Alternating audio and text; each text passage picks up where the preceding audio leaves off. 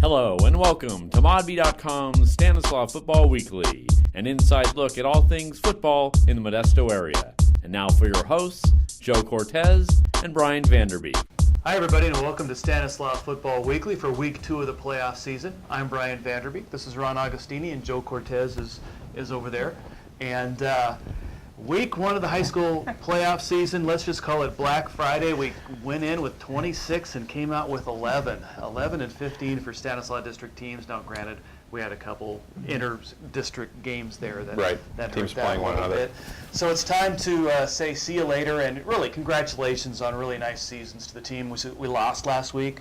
We lost Bayer, Modesto, Pittman and Merced in Division 1, Downey and Atwater in Division 2, Patterson, Pacheco, and Central Valley in Division 3, Sierra, Houston, Modesto Christian, and Amador in Division 4, and Delhi in Division 5, and Stone Ridge Christian in Division 6. And we all were at games, some more interesting than others, last week. And Joe, let's open with you, because you were at a game only a calculator could love.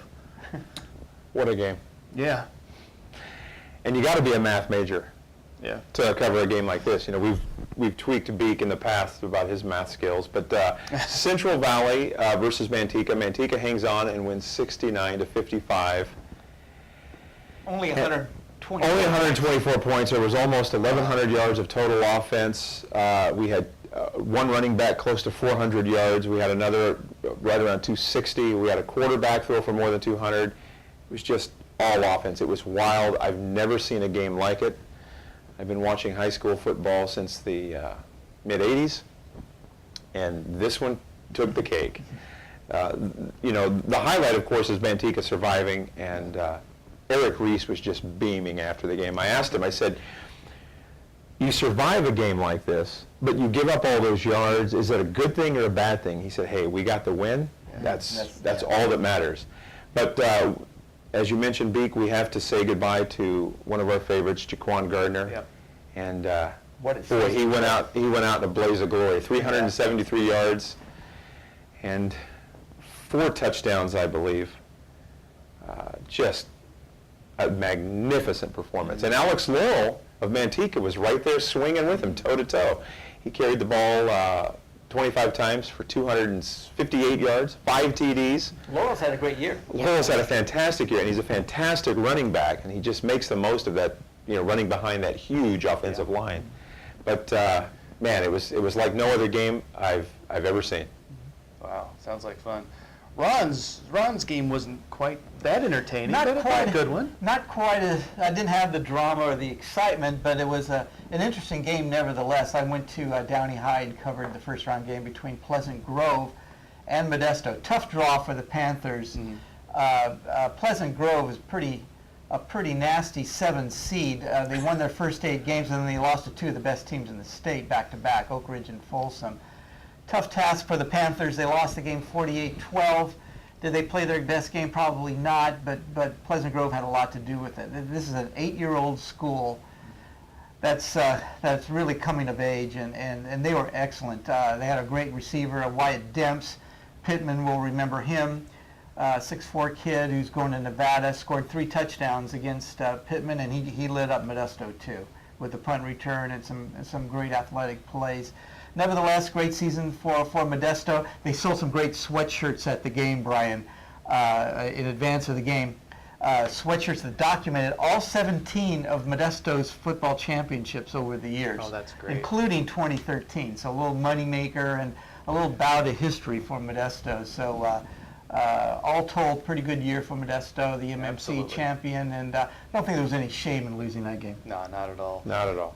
Well, going into last week's game, the one word we all came up with for Oakdale at Patterson was intriguing, and indeed it was. This is a 13 versus a 4, and you'd think the 13 would have been the big underdog, and we didn't think that going in, and it turned out not to be the case as Oakdale held on to beat Patterson 21-17.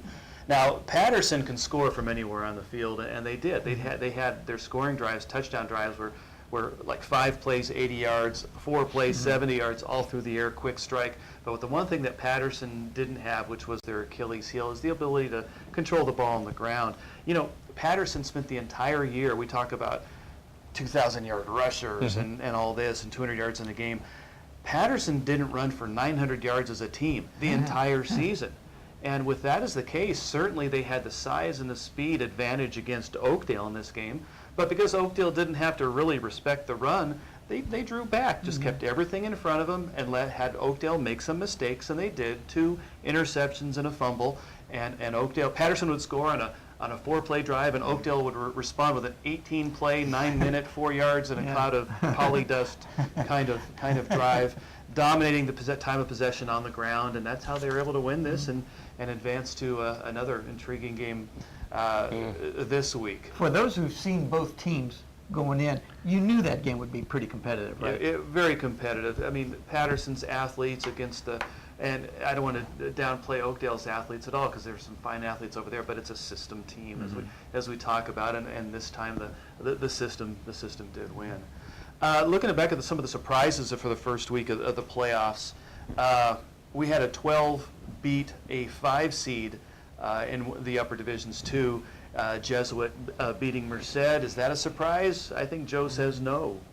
Well, if you look at Jesuit's league, there were 4 teams out of that Delta River League, and I think they all won in the first week of the playoffs.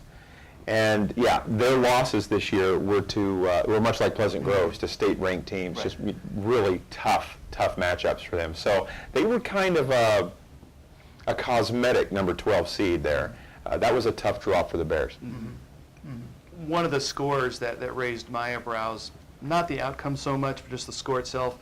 Oakdale going up to Amador and winning 37-0. Escalon. Excuse me, Escalon going up, and winning at Amador 37-0. Again, the score surprises me, but not that Escalon won. Like Oakdale, Escalon always peaks at the end of the season, always playing its best. And we had wondered about Amador, the strength of the schedule, early big wins, but then losing to Calaveras and just up and down in the Mother Lode League. We never really got a good handle on how good those Mother Lode League teams were.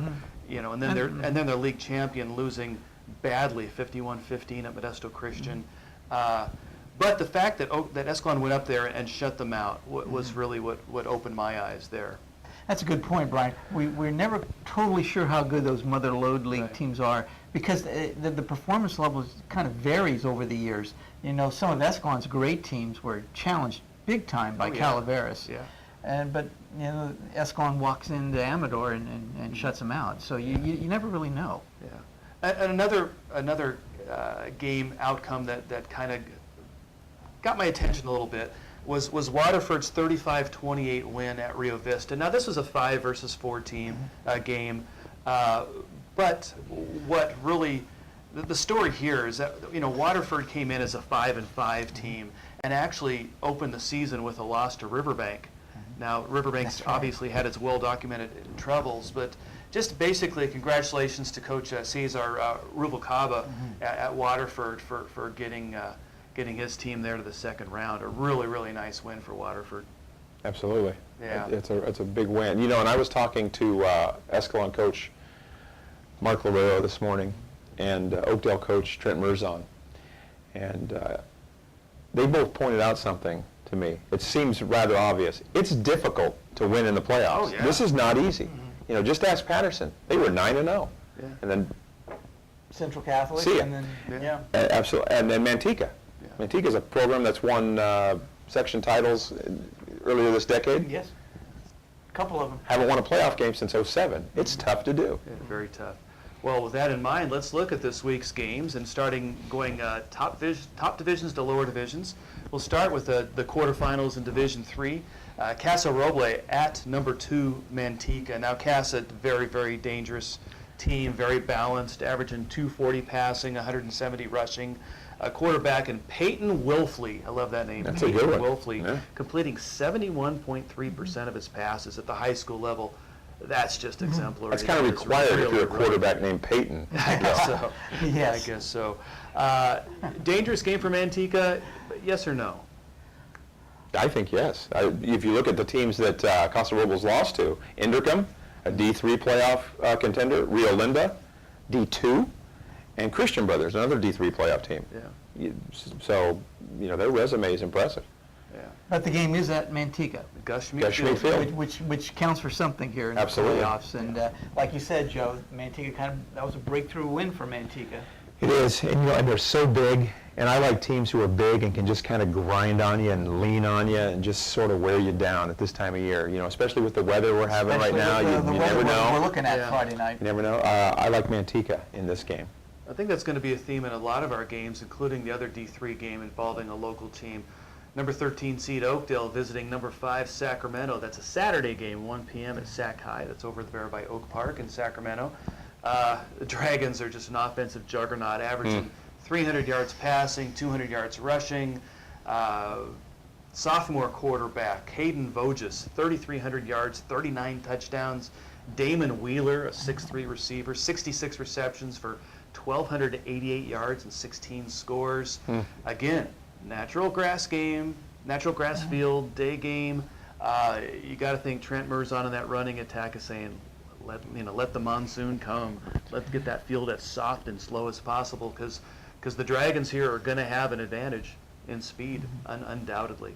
Very, very interesting matchup there. This matchup's kind of similar to the game I saw Oakdale play against Paraclete High. Paraclete came in with a lot of size, big offensive line, a touted passing attack, and Oakdale handled them. Yeah. I haven't seen Sacramento. I don't know how they compare. I'm just kind of going on similar styles, but Oakdale's got a lot of speed. They're really fit, and Trent likes the extra day. It gives everybody a chance to heal up and an extra day of rest. So we'll see. I'm going to go with Oakdale.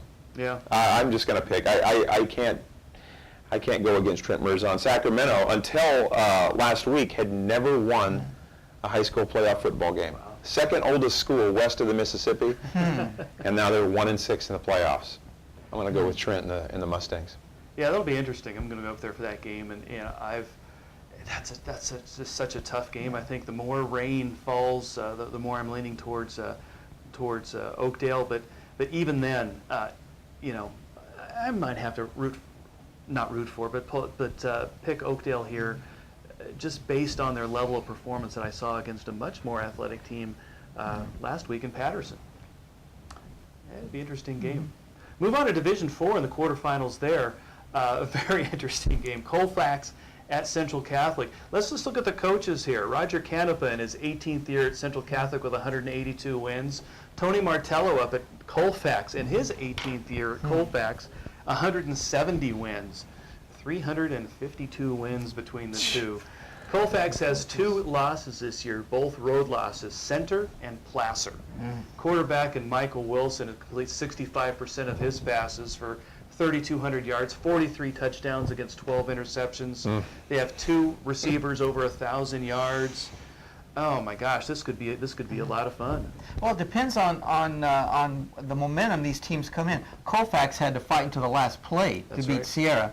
Central Catholic had a walk against Marysville. Now, how this affects the two teams, I don't know. I would have to give an edge to Central Catholic being at home, but they had 2 varying levels of commitment here last week. That's for sure. Yeah. Well, Central for sure should be rested. It's essentially a bye for the last week. But what did I say about Manteca? I like teams that are big, can lean on you, grind on you a little bit, and Central can sure do that. And I think the weather's going to have a big role in a lot of these games. We're looking at off tracks for all these games now, and that favors power teams like Manteca and Central Catholic, I would think. Yeah, except Colfax through the years certainly is used to playing on a bad field. There's no field in the area that gets worse than Colfax in bad weather. I've seen games up there where you're playing in 6 inches of mud.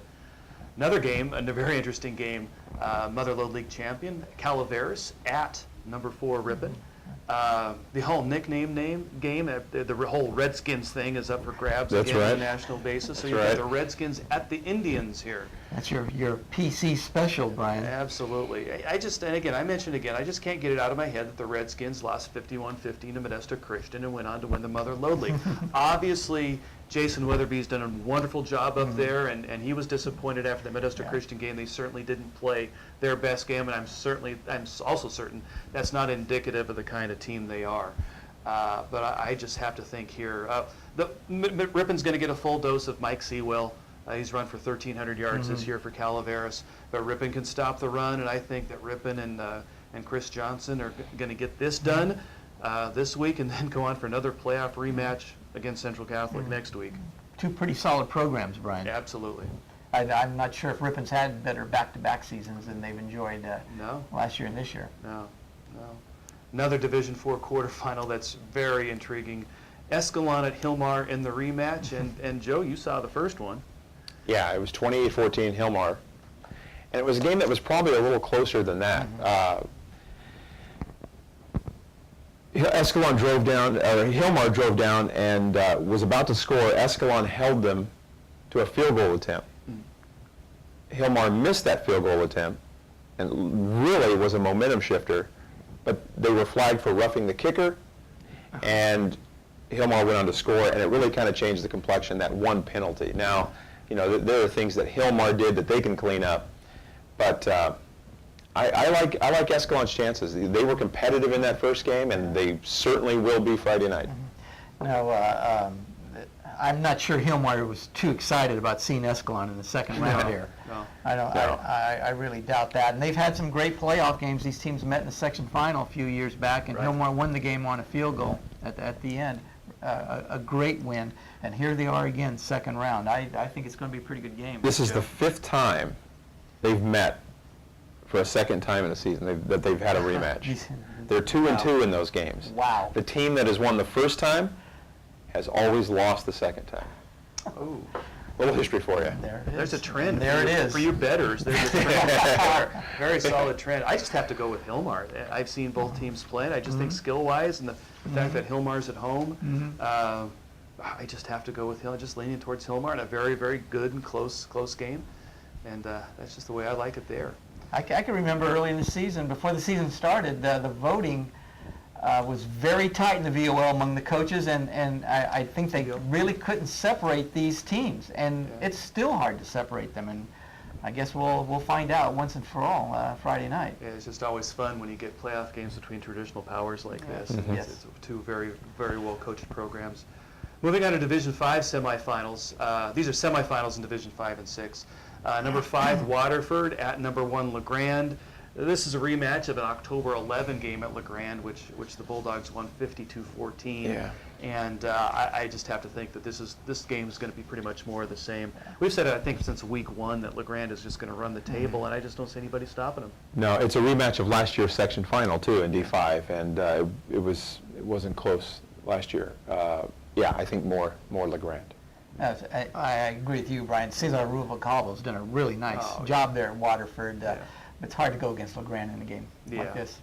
The other semifinal, Golden Sierra at Mariposa. We talked about this a couple weeks ago at Golden Sierra in Garden Valley, which is on Highway 49 between Placerville and Auburn. There's just no way to get from point A to No point B. easy way. You can drive down 49, or you can go over to 99 and through Merced and all that. Any way you look at it, it's a 3.5-hour drive, and that's a long drive. Some kudos here to Golden Valley, though. They started the season 0-4. And were outscored in those games 163-14. Now they're 6-5 with 5 straight wins. And last week they beat Delhi 51-0 in the opening round game, the play-in game to get to LeGrand, which had a bye.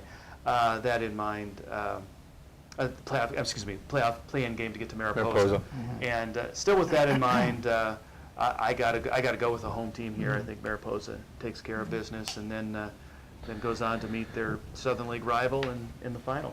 Nice coaching job, though. Oh, absolutely. Golden Sierra, like you said, was 0-4. They were 1-5, and they've haven't lost since. But that 3.5-hour trip is just it's murder. It's a killer. It's a killer. It's tough. Go ahead. Mariposa. Yeah. Division 6 semifinal, number 3 at number 2. We talk about cosmetic seedings, and Woodland Christian as a league champion got that number 2. And I just don't think they're going to be in the same class with Ripon Christian. And I see RC advancing in this one.